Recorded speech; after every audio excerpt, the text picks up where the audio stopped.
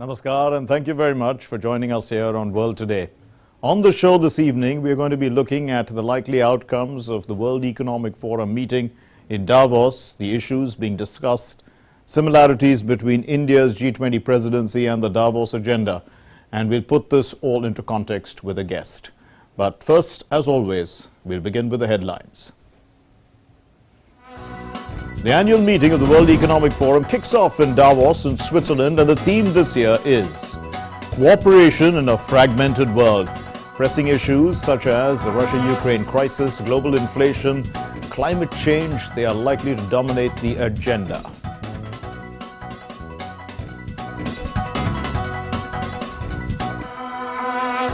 In Nepal, the rescue teams have found the black boxes, and search now is still underway for a few missing bodies.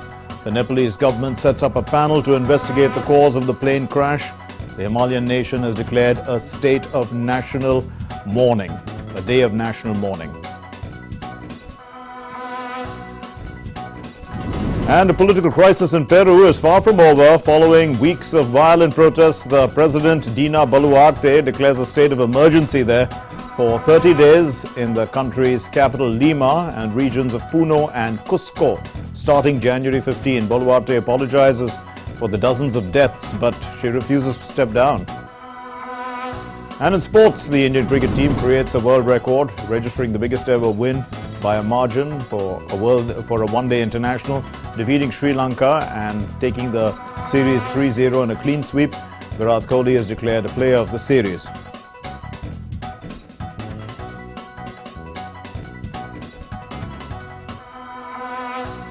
And Barcelona beats Real Madrid in the Spanish Super Cup final.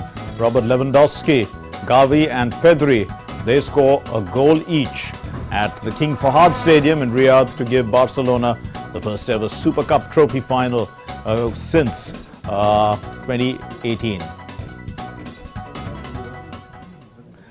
Now let's begin with the big news.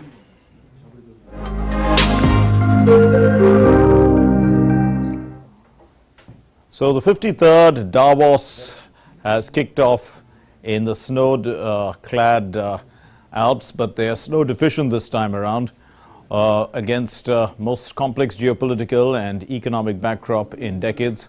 At Davos, war, climate, deglobalization, they take center stage. Let's look at this report for more details. The world's political and business elites have gathered for the annual Davos summit to promote cooperation in a fragmented world with war in Ukraine, the climate crisis and global trade tensions high on the agenda. For half a century, the World Economic Forum in the Swiss Alps has brought together executives and policymakers to sing the praises of globalization. But that process is seen as unwinding as new fault lines harden around the world. The COVID-19 pandemic, growing US-China hostility and Russia's invasion of Ukraine have led some politicians and experts to even speculate about an end to the era of globalization, which began in earnest in the decade after the first Davos meeting in 1971. The agenda for this year's meeting in the snow-deficient Alps reflect this gloomy reality. There's no doubt that our 53rd annual meeting in Davos will happen against the most complex geopolitical and geo-economic backdrop in decades. So much is at stake that German Chancellor Olaf Scholz and UN Chief Antonio Guterres are among the most prominent figures attending the forum, alongside nearly 400 government ministers and policymakers, 600 CEOs and a smattering of celebrities including actor Idris Elba. Ukrainian President Volodymyr Zelensky will appear via video link on Wednesday for a live interview. Other sessions will discuss whether we are living through deglobalization or reglobalization, the impact of trade tensions and supply chain disruptions, the cost of living crisis, and the planet's heating climate. Russia is expected to miss out on the event for a second consecutive time, underlining the sea change since 2021 when President Vladimir Putin addressed delegates via video link, or 2009 when he attended in person. The conflict in Ukraine and its cascading effects on global energy and defense policies will be prominent throughout the 5-day meeting, whose theme is cooperation in a fragmented world. It is expected to dominate the opening day on Tuesday as well as Wednesday, when NATO Secretary General Jens Stoltenberg takes the stage with Polish President Andrzej Duda. Several Ukrainian ministers, military leaders and soldiers will be among a large delegation that's expected to lobby for more weapons and financial support from the West. Climate change has also been announced as a top topic, with organizers keen for discussions to help prepare the next round of global talks, COP28, that will take place in oil-producing United Arab Emirates from 30th of November. Bureau Report, GD India. Well, I beg your pardon. Ahead of the opening of the World Economic Forum on Monday, climate activists, anti-WEF demonstrators and millionaires calling for higher taxes. Millionaires calling for higher taxes on the rich. They joined the forces at the demonstration in Davos on Sunday. Dozens of protesters raised placards and chanted slogans where hundreds of political leaders and major economic figures are set to meet. Now, some of the activists, including the Patriotic Millionaires UK member Phil White, has called for stricter taxation on the rich.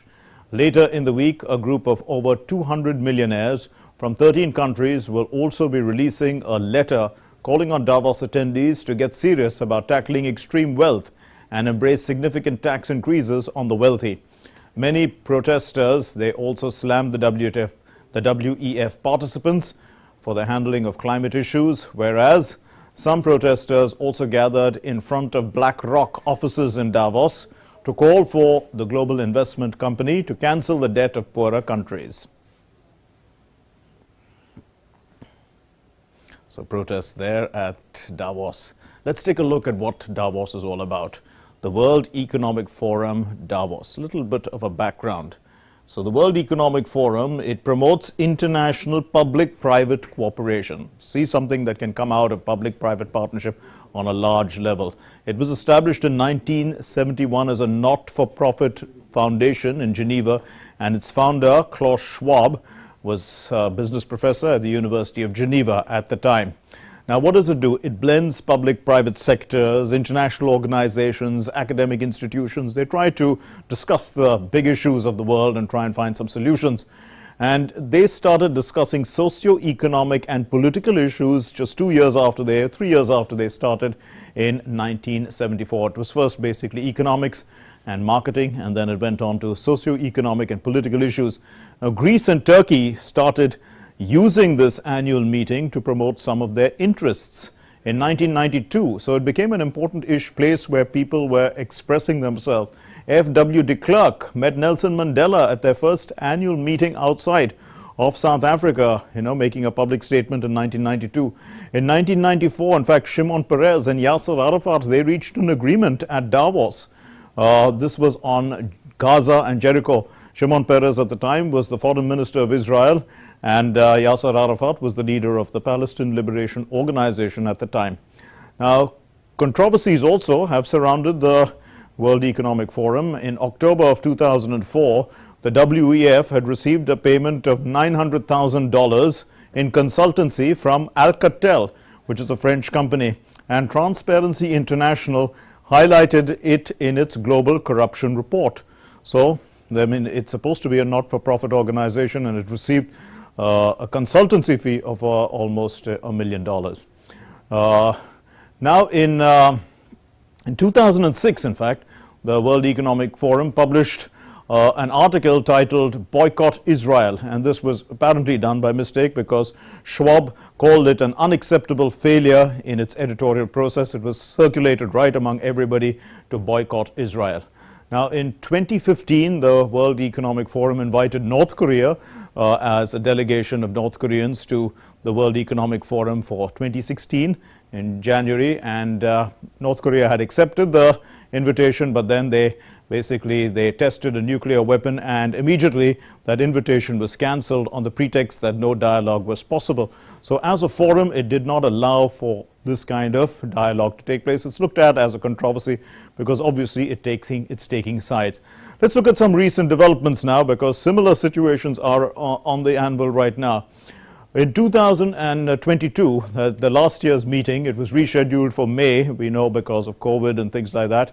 And in that meeting, the Russo-Ukrainian war was amongst the top issues: climate change, energy insecurity, inflation. Pretty much the same issues being discussed this time round. Zelensky gave a special address at that meeting as well. And the Russian delegation was absent for the first time since 1991 at this meeting. They are absent again this time. So the annual meeting of 2023 is taking place from the 16th to the 20th of January, starting from today. More than 2,500 leaders from government, business, civil society are all participating. Let's come on to the Indian delegation. The Indian delegation at Davos is going to position India as a strong and resilient economy, diplomatic powerhouse on the global stage. Pretty much the case. The union ministers who will be leading are Mansukh Mandavia, the health minister Ashwini Vaishnav, who's the IT minister Smriti Irani, women and child development R.K. Singh, who's the power and renewable energy minister. Chief ministers Yogi Adityanath of Uttar Pradesh, Eknath Shinde of Maharashtra, and B.S. Bommai from Karnataka will also be there.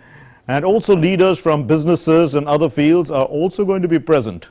So, and you know, they're going to be world leaders, the UN Secretary General, the Chancellor of the German Chancellor, a lot of other people, the EU leaders, all going to be present.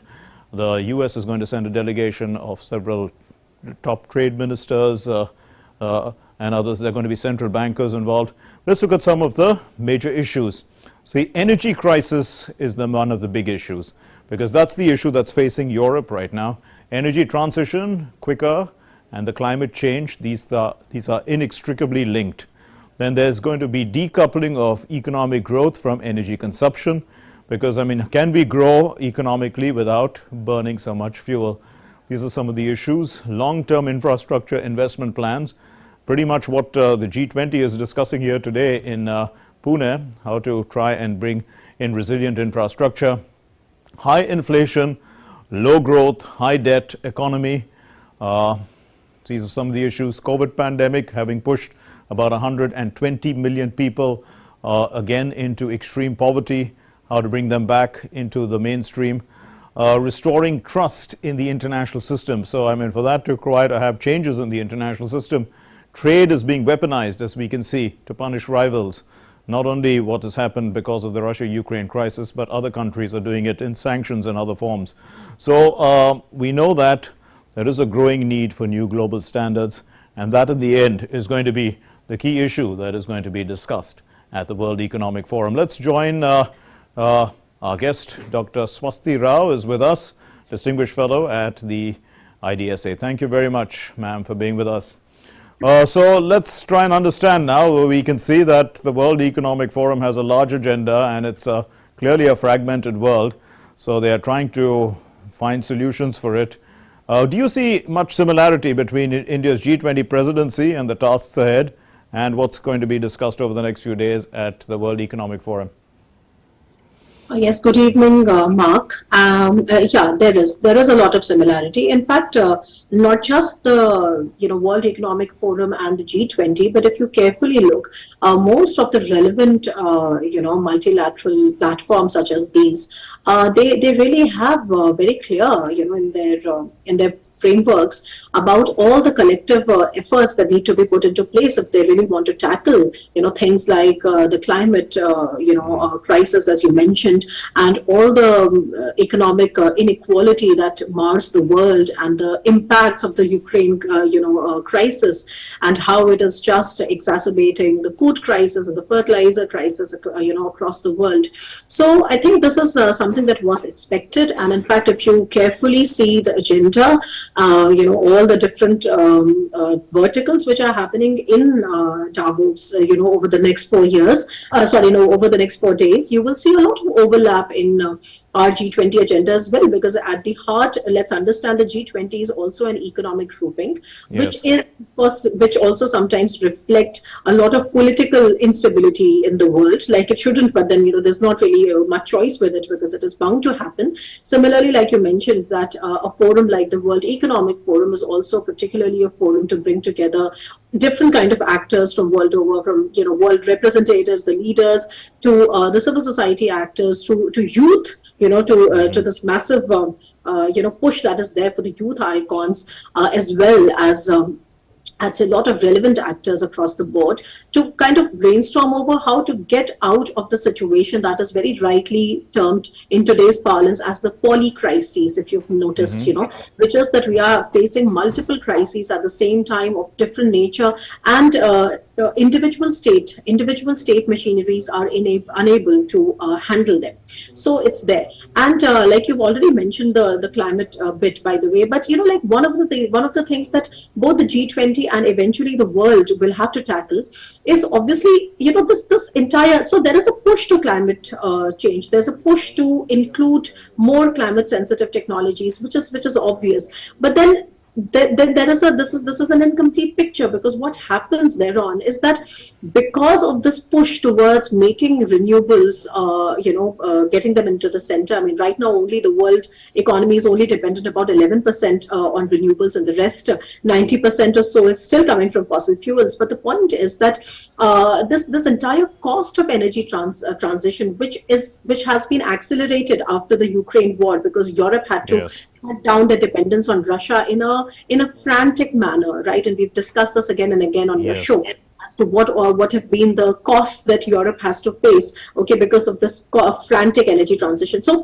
what I'm saying is that this cost of the energy transition leads us to yet another problem. I mean, this is a problem into problem, and this problem is known as the greenflation, right? And what is the greenflation? Greenflation is the increase in the price of energy and materials that are required to make this transition to green energy, okay? So just as the time when the world was in an unfinished project of recovery from the COVID pandemic, and that became a new normal, and we were looking for resilient and supply chains, came this much, I would say, problematic war, which is not showing any signs of improving, right?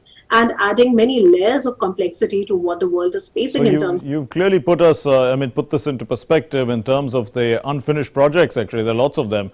If you look at the polycrises that we are facing. So in this context now, let's try and understand about the key issues that the World Economic Forum will be taking. You did mention climate change, but India is being seen as a growth engine because it's going to restart the world economy. The rest of the world is going to see a recession this year, and India is going to stand out to some extent. In this context, you see India in a position to attract, because this is a place also where investments come in. There are large investors who are looking to grow their money. You think that, here's a chance for India to attract pretty good investment? True, Mark. See, we already discussed the climate crisis and its problems. But like, for example, you see how India has been trying to push for digital transformation. And G20 is also a platform where India would successfully sort of, project its success with the CoWIN platform and, our the Aadhaar authentication and, our lot of, our UPI-based payment systems, etc. Similarly, I think digital transformation is something that the World Economic Forum is also looking very closely at. And also, let's remember that a lot of actors which are there in the G20. So the G20 comprises of the G7 as well, right? Yes. The developed economies of the world, which, by the way, are also meeting in Hiroshima very soon. Okay, I think in May in Hiroshima in Japan for their annual summit. Right. So there are summits after summits lined up, and then you already mentioned the COP27. So all I'm saying is that the G20 has digital transformation, and especially under India's presidency, as one of the key verticals. And we have seen from our Sherpas to Mr. Shringla to actually come up and talk so much about it, including the Prime Minister. So this kind of a thing, and digital transformation is also one of the core themes at the Davos World Economic Forum. So this definitely presents a very logical, well in place platform for India to showcase some of its successes, and especially with the 1.3 billion population. Okay, so that's another point. And not just that, also let me sort of remind the viewers that another big problem that the world is facing is this entire sluggishness that is being triggered from China's COVID, policies. So because of China's COVID policies and the persistent COVID lockdowns, China, I mean, that has also impacted the world a lot. And we saw how, for example, companies like Apple's, etc., they had to cut down their production, and that was being touted as an opportunity for India.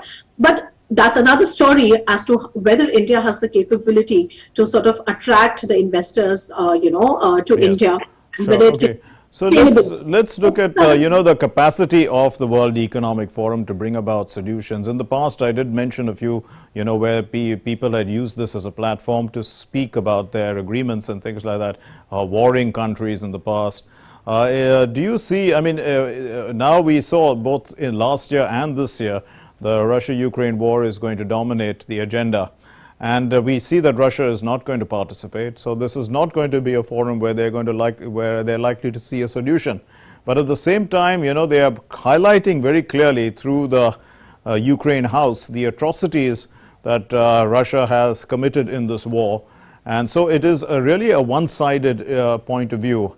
Would you see this, since it is a forum now for socio-economic and political issues, do you see this issue, not being dealt with completely? Oh yes, that's right. And essentially, the World Economic Forum is also something which is championed by the liberal West as against the non-liberal or the illiberal rest of the other world, and where, of course, Russia is one of the factors. But just to tell you, just by contrast, that when 2022 May summit had happened, the World Economic Forum, I think then the Russia pitch was very high. And if you remember, most of those verticals and most of those plenary sessions, etc., they really were devoted on how the world needs to be together for Ukraine, etc., etc. So while I do kind of sense and I do see that the narrative out there is going to be a bit, tilted in the favor of Ukraine, precisely because, the organizers and everybody who are together actually are, believers in the liberal economic world order, okay, and are supporters in somewhere, of the Western sanction regime against Russia, and Russia is not on board, etc. So we would see that kind of a tilted,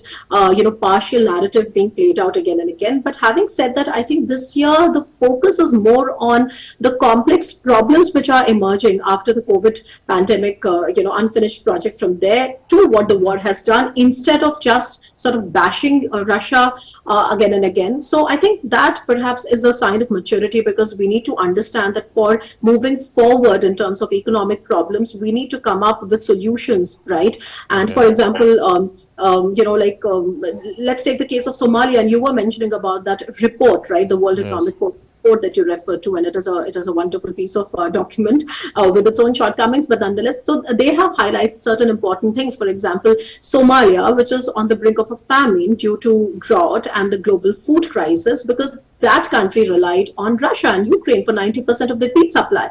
And this is one example. So all I'm saying is that how are we going to come out of these crises, or what is going to be our plan of action? When I say our, I mean the world's plan of action for navigating this extremely complex situation should really be the overriding concern, and not just Russia bashing, because we saw that even after a year of criticizing Russia, I don't think that has really made Russia stop the war. So I think there should be brainstorming on how to try and create room for negotiation, and how try to, like I said, have a plan of action for navigating this very complex scenario. And I think that can only be done when our concerns are kept at a practical level, right? I think that is very, very important if we really want to see some outcome, from this.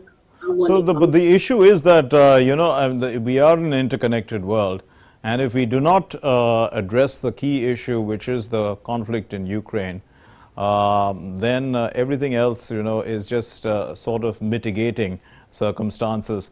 Like, we understand that there are causes to certain problems, and we are not addressing those issues, and we're just continuing to survive. Is that a mature approach, or would you say that this is a place to thrash out the key issues and, say that it's better to try? I mean, after all, the rest of the world is also asking these two countries to come to some terms of to find an exit strategy. If this forum is not going to be able to talk that issue through and say that, we can live with this war going on, and we can continue to be business as it should be, then perhaps, we are probably not addressing the key issues of global concern? Well, Mark, to put it into perspective, I mean, let me just put it very bluntly. As in, if the world, and especially the Western group, the Western alliance, so they have already put thousands of sanctions on Russia, and of course that those sanctions are weakening Russia. I mean, there's a lot of data that says that they may not be strong enough to make Russia stop the war, but they are definitely strong enough to weaken Russia over the long term, which is going to happen. But they are also sort of catching the West and on its wrong foot. Okay, so it's like it has a two-way impact that's there. But despite that, they are not sending decisive weapons to Ukraine. The kinds of weapons that are reaching Ukraine are only leading to this war getting stretched for a longer time. So that's precisely what it is. I mean, if you want to bring an end to it, either you go by the maps or the territorial claims that Russia has been standing for. If you think that that is internationally, not lawful, I think that's something that India has also stood with, which is that India has not really given any support for the referenda that Russia had held in the annexed regions of Ukraine. So I think this is a situation where I think each side is trying to wear the other out, and it's not a very, I would say, logical way to fight the war, especially because the costs are rising, right? The cost of costs are rising. But then how do you bring an end to the war? So ultimately there has to be some negotiation, but then is there any room for negotiation? Now these things that are far more complicated than what meets the eye, and the purpose of having a World Economic Forum then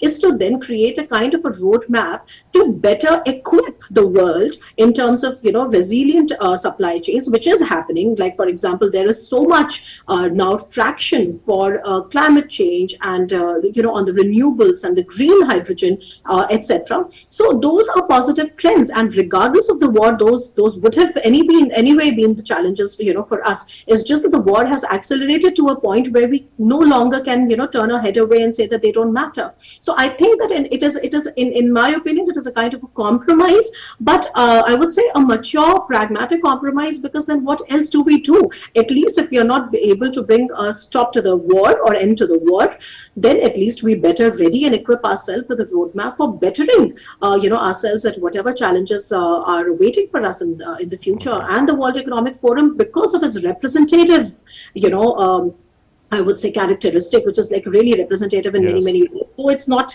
Russia is not there. So I mean, you could argue that it's not completely fair, but still, I mean, the kind of developing and the developed world actors that are coming together, it can.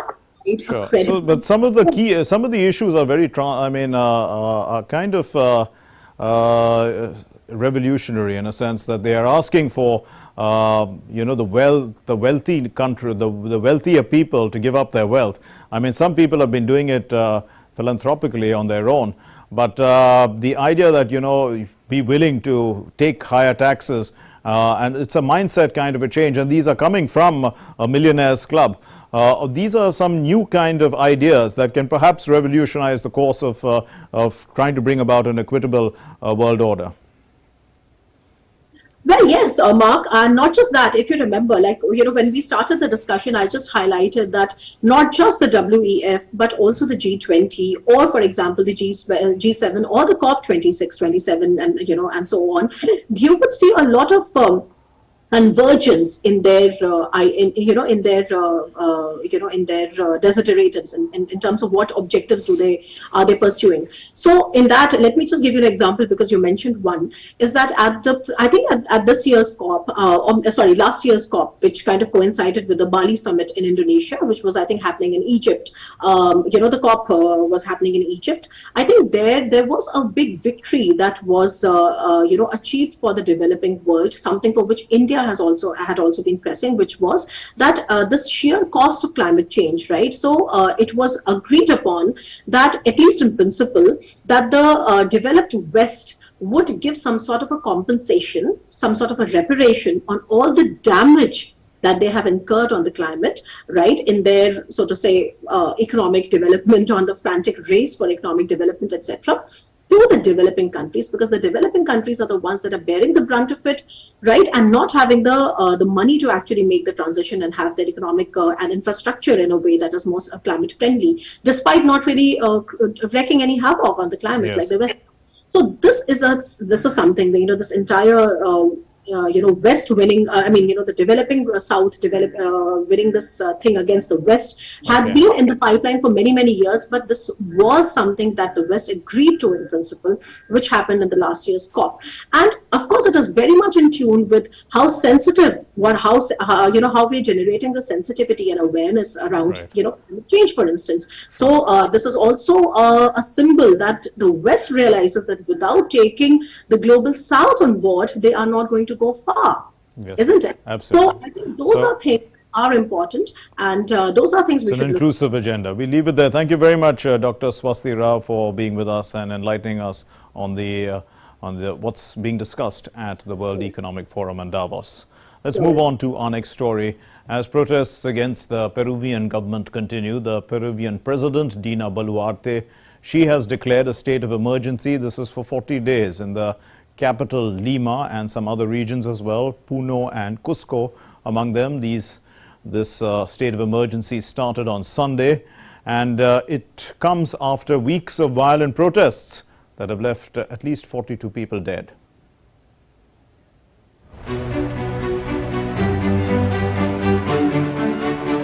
Political crisis in Peru is far from over. Following weeks of violent protests, Peruvian President Dina Boluarte declared state of emergency for 30 days in the country's capital Lima and the regions of Puno and Cusco starting January 15th. The protesters took to the streets of Lima to demonstrate against Boluarte and demand freedom for ousted leftist former President Pedro Castillo. Police and protesters clashed in the tourist district of Miraflores. On one hand, she says I'm sorry, but she doesn't come out to talk. She sends police and military to kill with pellets. Peruvian President Dina Boluarte apologized for dozens of deaths caused in protests across the country in recent weeks. I can't stop repeating my regret for the deaths of Peruvians at the protests. Both our civil compatriots as the valuable police that lost his life ill-fated. I apologize for this situation and for what hasn't done to avoid this tragic events. But Dina Boluarte refused to step down and said that there aren't legal conditions to shut down Congress. Some voices coming from the violent and radical groups demand my resignation, bringing people to chaos, disorder and destruction. I say to them responsibly that I will not step down. My commitment is with Peru and not with this tiny group that is hurting our homeland. These extremist sectors' political platforms also include some demands, such as the Congress shutdown, but they don't tell the people, to those who deceive and lie to bring them to the marches, that the President of the Republic can't shut down the Congress unless some conditions are met, and that right now they don't exist. It all started when on 7 December, President Pedro Castillo, a 53-year-old former school teacher from a humble rural background who was elected on a wave of frustration with conventional politics in 2021, was sacked by Congress and arrested for attempting to dissolve the legislature in an effort to prevent an impeachment vote against him. And then Dina Boluarte was sworn in as president through 2026, making her the first woman to lead Peru. World Today Desk, GD India. Nepal's government has declared a day of national mourning on Monday and has also set up a panel to investigate the disaster, that's the plane crash, and also suggest measures to avoid such plane crashes in future. An ATR-72 aircraft operated by Yeti Airlines had crashed on Sunday in the tourist city of Pokhara minutes before it was due to land, and it was a clear day. They have recovered 69 bodies so far, though all of the 72 people on board are feared dead. Here are the details.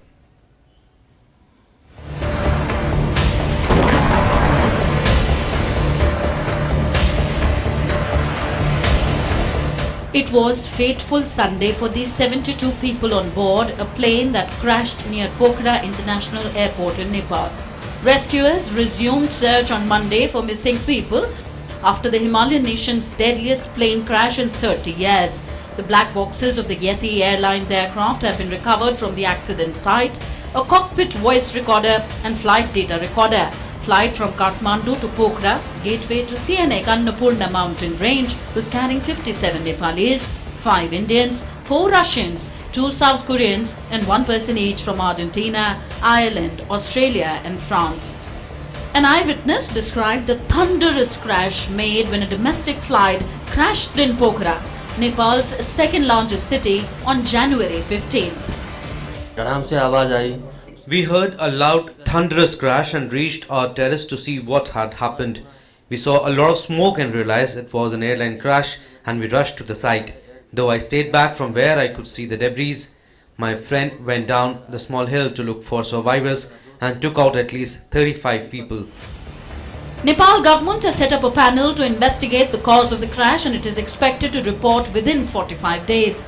Nearly 350 people have died since 2000 in plane or helicopter crashes in Nepal, home to 8 of the world's 14 highest mountains, including the Everest, where sudden weather changes can make for hazardous conditions. This aircraft was operated by Yeti Airlines, and it was the worst air crash in 3 decades in the small Himalayan nation. World Today Desk, DD India. President Joe Biden made a historical pilgrimage Sunday. This is to America's Freedom Church, and this is to mark Martin Luther King Jr.'s birthday, saying that democracy was in a perilous condition and that civil rights leaders' life and legacy, they show us the way, and we should pay attention. These are the words of Joe Biden. The U.S. is at a critical juncture, Biden said, calling it a time of choosing. He made this historic visit, and Biden also is, in his tribute to Martin Luther King Jr., said that the battle for the soul of the nation is perennial.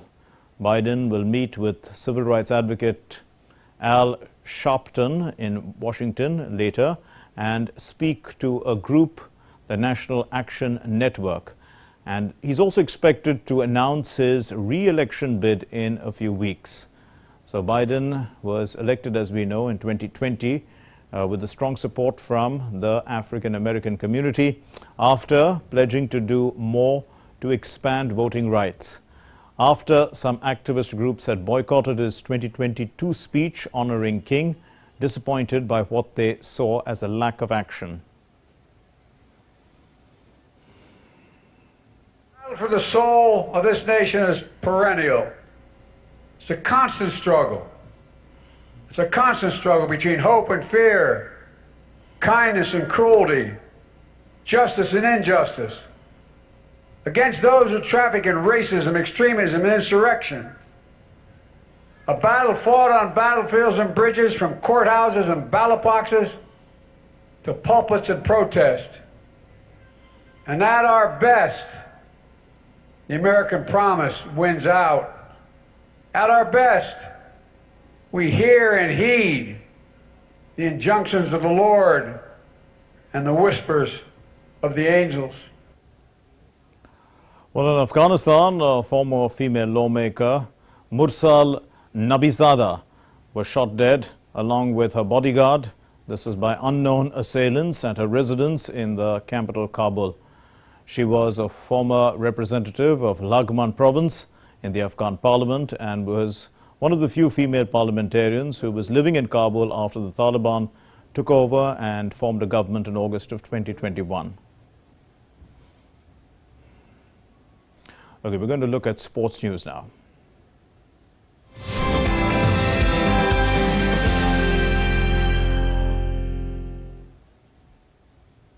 And for sports today, there's Deepika.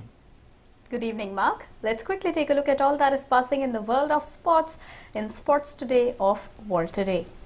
Let's begin with cricket. Well, India bulldozed up Sri Lanka ruthlessly in the third and final ODI by a huge margin of 317 runs in Thiruvananthapuram. With this and India's clean sweep over Sri Lanka by 3-0, India is now in the process of creating world record by registering the biggest win by margin in ODI. Shubman Gill and Virat Kohli, both of them slammed centuries, with Mohammad Siraj taking 4 wickets. began their preparations for the ODI World Cup with a clean sweep against Sri Lanka by 3-0 in one-day series. In the third and final ODI played between both the teams in Thiruvananthapuram, India defeated Sri Lanka by 317 runs. Winning the toss, Captain Rohit Sharma elected to bat first. It was a pure run fest by the Indian batters. Rohit Sharma and Shubman Gill gave India a solid start. Both the batters added 95 runs for the first wicket at a quick pace. Rohit Sharma scored 42 runs while Shubman Gill continued to punish the Lankan bowlers. Virat Kohli along with Gill wreak havoc in Thiruvananthapuram. The pair stitched 131 runs partnership for the second wicket. Shubman Gill scored 116 runs in 97 balls and smashed 14 fours and 2 sixes. On the other hand, Virat Kohli added 108 runs for the third wicket with Shreyas Iyer. Kohli, who was struggling for big knock for the last few years, smashed his 46th ODI ton and third 100 in his last 4 matches. He smashed unbeaten 166 runs in 110 balls to put India in a commanding position with 390 runs on the board. He hit 13 fours and 8 sixes during the innings. Chasing 390, Sri Lanka failed to put up any fight and got trapped in 73 runs. Pacer Mohammad Siraj blew away Sri Lankan top order, returning with the figures of 4 wickets for 32 runs. Sri Lanka never really turned up in the chase and showed no signs of resistance. With this huge victory over Sri Lanka, India clinched the 3-match series by 3-0, having beaten the Islanders by 67 runs in the opening match in Guwahati and by 4 wickets in the second game at the iconic Eden Gardens in Kolkata. India is in the process of creating world record by registering the biggest ever victory by margin by any team in ODI. Earlier, this record was in the name of New Zealand. They beat Ireland by 290 runs in 2008. Virat Kohli, who scored a match-winning century, was declared player of the match. In this series, he scored 283 runs in 3 matches with the help of 2 centuries. For this, he was also chosen as player of the series. Sports Desk, DD India.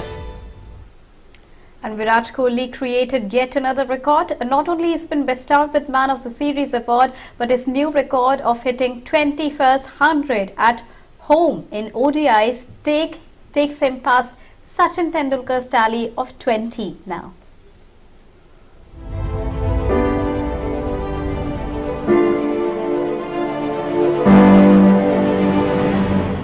Virat Kohli was in sublime touch as he notched up yet another century in the final ODI against Sri Lanka in Thiruvananthapuram. Virat Kohli put on a show in the final match of the series as he notched up his 46th one-day 100. The ton was his 21st at home in ODIs, taking him past Sachin Tendulkar's tally of 20 hundreds.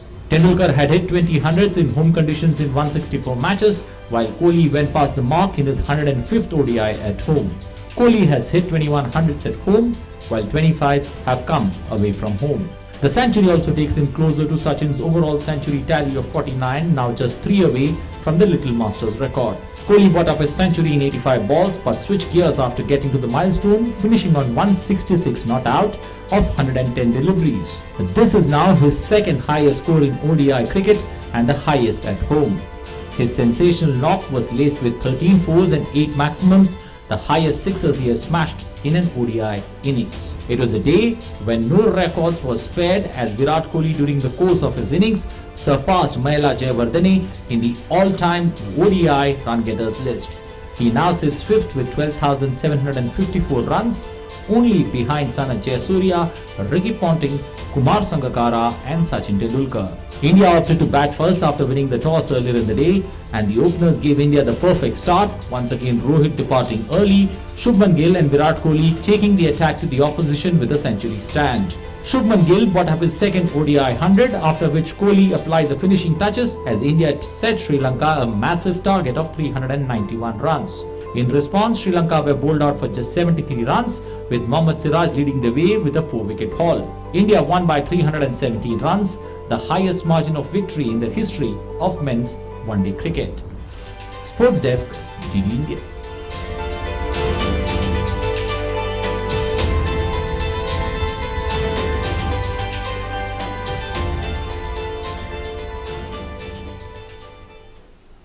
Moving on to football now, Barcelona were crowned Spanish Super Cup champions after goals from Xavi, Robert Lewandowski and Pedri earned them a 3-1 victory over bitter rivals Real Madrid in Saudi Arabia on Sunday. Barcelona were dominant in every aspect of the game and took advantage of 3 mistakes by Real Madrid to score. They took the lead in 33rd minute after Real defender Antonio Rudiger passed across his own area to Barcelona's Sergio Busquets, who began a move that ended with Xavi all alone inside the box to score with a precise left foot strike.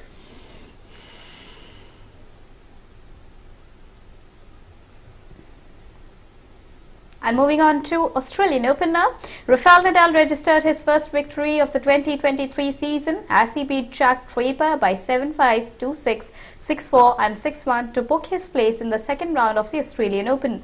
Left-hander Draper played superb tennis to level the match at or set all, but the 21-year-old soon developed leg troubles and was left groaning in pain as Nadal closed out the match on a warm and sunny afternoon at Rod Laver Arena. Nadal, bidding for a record-extending 23rd Grand Slam title, will next face Mackenzie McDonald for a place in the third round. And Nick Kyrgios's hopes of ending his country's 47-year-old wait for a homegrown men's champion at the Australian Open were shattered on the opening day when he pulled out of the tournament with a knee injury on Monday. The 27-year-old was, in his opinion at least, going into the tournament as one of the favourites after reaching the Wimbledon final and the quarterfinals of the US Open last year. Trainer Will Maher said Kyrgios had been troubled by a small tear in the meniscus of knee for a couple of weeks and that withdrawing from the tournament was the sensible decision for him. His withdrawal also means Kyrgios and Kokinakis, dubbed as Special Case, will not be able to defend the men's doubles title they won at Melbourne Park last year. Moving on to Hockey World Cup now. In the first game of today, Malaysia registered a famous victory over Chile with a spirited victory. The Asian side came back from behind twice to register a 3-2 victory over their South American counterparts. Juan Amoroso had given Chile the lead in the 19th minute, while Rahim Razi equalized from a penalty shot. But Martin Rodriguez's fantastic swiveling of the stick restored the lead for Chile at the break, but a fantastic third quarter turned the tide in Malaysia's favour. Ashran Hansani equalized for the Asian side and Norsfiak Sumantri completed the comeback a minute later to give them the lead. They held on the entire fourth quarter to come out with all 3 points. In the second match of Pool C, the Netherlands dominated and blew away New Zealand by 4-0 to occupy the top spot. The Dutch started the match in blistering fashion as Thierry Brinkman scored within 2 minutes. Brinkman doubled the lead in the 12th minute and it was further enhanced by Koen Pichain to give the Dutch a 3-0 lead at the break. Hoodmakers then came in to slot another fantastic goal for them as the match ended by 4-0 in Netherlands' favour. And as the Men's Hockey World Cup is currently underway in Odisha, artist L. Ishwar Rao has carved a miniature hockey stick along with the ball and placed it inside a 750 ml bottle to wish Team India all the best. Now, it took 8 days to create the miniature sculpture inside a bottle and 2 days to carve the pencil sculpture. Here's a special report.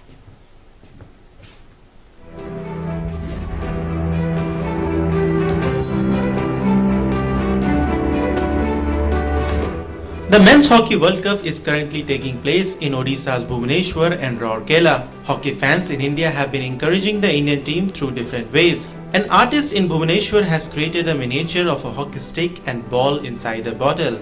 Rao, who hails from Jatni in Khurda district, claimed it took him 10 days to carve the unique sculpture on pencil knife. Ishwar Rao has also created a World Cup hockey replica and placed it inside a 750 ml bottle. सभी देशियों को जो आने वाले जो 16 देश 16 देश आ रहे हैं जो पार्टिसिपेट कर रहे हैं इसमें उन सभी को मेरे इस कला के माध्यम से सुबह शुभकामनाएं देना चाहता हूं और मैं उन लोगों के लिए जो बोतल के अंदर पत्थर से बनाया हुआ एक ट्रॉफी 4 इंच का बोतल का अंदर रखा हूं इसमें मैं व्यवहार किया हूं स्टोन और पेन रिफिल और जो ग्लिटर पेपर इस काम करने के लिए मेरे को 8 दिन समय लगा और साथ ही साथ देखिए पेंसिल लेड के ऊपर इस काम करने के लिए मेरे को 2 दिन समय लगा अब देख सकते हो कितना बारीकी से काम किया होंगे मैं Rao said it took him 8 days to create the miniature sculpture inside a bottle and 2 days to carve the pencil sculpture. Rao has been practicing this artwork for 25 years. His journey as a miniature artist began in 1999 after he gifted the Taj Mahal carved out of chalk to his teacher. Ishwar Rao's creative artwork is also encouraged by many sports lovers. हमारे जो artist भैया हैं ईश्वर भैया वो इतना सुंदर miniature artist या तो फिर उड़िया में हम लोग बोले तो उसको सूक्ष्म कला बोलते हैं। तो कला में भी उड़ीसा पीछे नहीं है, बहुत आगे है। यहाँ पर बच्चा कुछ ना कुछ आर्टिस्ट है, कुछ ना कुछ काम करता है। सारे प्लेयर के लिए सारे हमारे उड़ीसा वासी कितने क्रेज है, कितने प्यार करते हैं और इसी से हमको पता चलता है हम लोग कितना पॉजिटिव हैं और हमें उम्मीद है हमारे भारतीय टीम जीतेंगे और ये ट्रॉफी लाएंगे। Odisha is hosting the international event for the second consecutive time. India's best finish in Hockey World Cup came in 1975 when it beat Pakistan in the final to lift the title. Rao wants India to end the wait of 48 years to clinch the Hockey World Cup again. Sports Desk, DD India.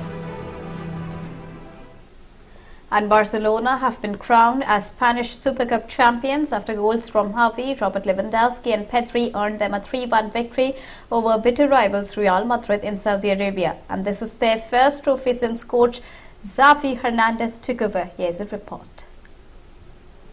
Inspired by teenager Gavi, who scored himself and set up goals for Robert Lewandowski and Pedri Gonzalez, the Catalans produced one of their best performances in years against their bitter Clásico rivals. On Sunday, Barcelona convincingly beat Real Madrid 3-1 in Saudi Arabia to win the Spanish Super Cup, and this is their first trophy since coach Xavi Hernandez took over.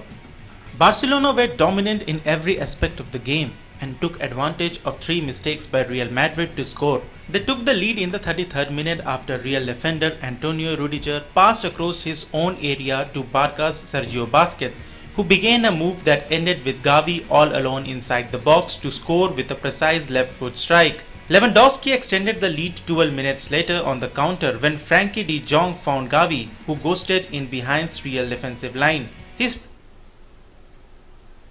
So this is their first trophy since 2018, and with this it's also a wrap in Sports Today. But back to Mark for other news and updates. Thank you very much, Deepika. And now let's move on to our next segment. And this is where we bring you some other interesting stories that lie beyond the headlines.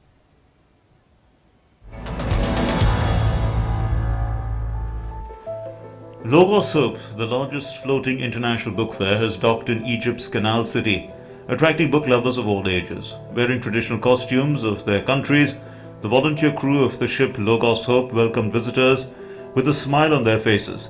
Visitors to Logos Hope are offered a selection of around 5,000 different titles across a wide range of subjects from science, sports, arts, medicine and novels in both Arabic and English. Known in Gaza as the newspaperman, Palestinian Talal Taha has been collecting newspapers for half a century. Stacked in his attic are 25,000 dailies he has amassed so far. He began collecting them in the 1970s with the twists and turns of the Israeli-Egyptian relations from the 1973 war to the 1979 peace accord. Taha also has a collection of over 3,000 wedding invitations and keeps a detailed log of deaths in his town. A glittering winter phenomenon known as diamond dust has been observed in freezing temperatures in a town in Gifu Prefecture, central Japan. The phenomenon occurs when sub-zero temperatures cause water vapor in the air to freeze and sparkle in the sunlight.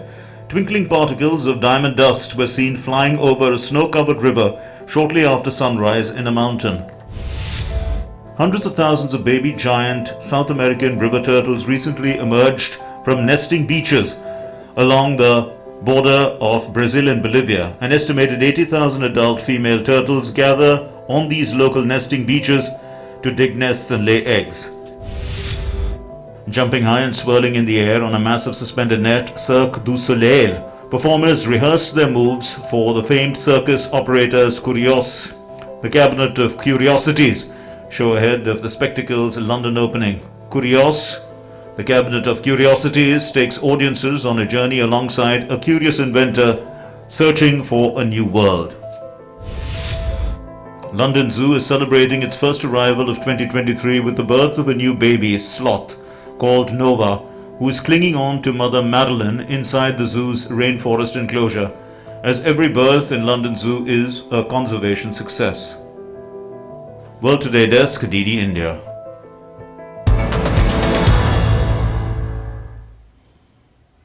And let's see what made news on this day in history. On this day in 1942, US screen actress Carole Lombard died in an air crash. She was the wife of film star Clark Gable. She was best known for her films 20th Century and To Be or Not to Be. On this day in 2001, Congo President Laurent Kabila was shot dead by an 18-year-old bodyguard. The assassin entered the president's office and shot the president 4 times in the abdomen. Kabila had a state funeral on 20th January. On this day in 2003, US space shuttle Columbia took off for its final mission. The craft disintegrated on its descent on February 1, killing all 7 crew members on board, including Indian-born aerospace engineer Kalpana Chawla. On this day in 1926, music composer O.P. Nayyar was born in Lahore. He won Filmfare Award for Best Music Director for the movie Naya Daur in 1958. On this day in 1938, a prominent Bengali novelist and short story writer of 20th century, Sarat Chandra Chattopadhyay, passed away. Most of his works deal with the lifestyle, tragedy, struggle of the village people and the contemporary social practices that prevailed in Bengal. World Today Desk, DD India. And with that, we conclude World Today. Thank you very much for joining us this evening. Namaskar.